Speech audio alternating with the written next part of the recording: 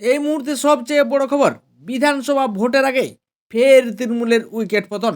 এবার তৃণমূল ছেড়ে হুমায়ুন কবিরের নতুন পার্টি জনতা উন্নয়ন পার্টিতে যোগ দিলেন টলিউডের অভিনেতা তথা শাসক দল তৃণমূলের যুব নেতা শোয়েব কবির। হুমায়ুন কবিরের সদ্য তৈরি রাজনৈতিক দলে যোগ দিয়ে রাজ্য মুখপাত্র হিসেবে মনোনীত হলেন শোয়েব কবির।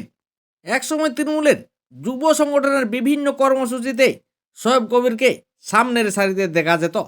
তাছাড়া মুর্শিদাবাদ জেলায় যুব তৃণমূলের সহসভাপতিও করা হয়েছিল তাকে, এবং তাকে সায়নী ঘোষের সহযোদ্ধা হিসাবেও কাজ করতে দেখা গিয়েছে। তবে শোয়েব কবির দল ছাড়তেই বেজায় অস্বস্তিতে পড়েছে রাজ্যের শাসক দল। তবে শোয়েব কবির কোন কেন্দ্র থেকে বিধানসভা নির্বাচনে লড়বেন তা এখনও স্পষ্ট নয়। তবে এটা এক প্রকার নিশ্চিত যে 26-এর বিধানসভা ভোটে তাকে প্রার্থী হিসেবে জনতা উন্নয়ন পার্টির হয়েই ভোটে লড়তে দেখা যাবে।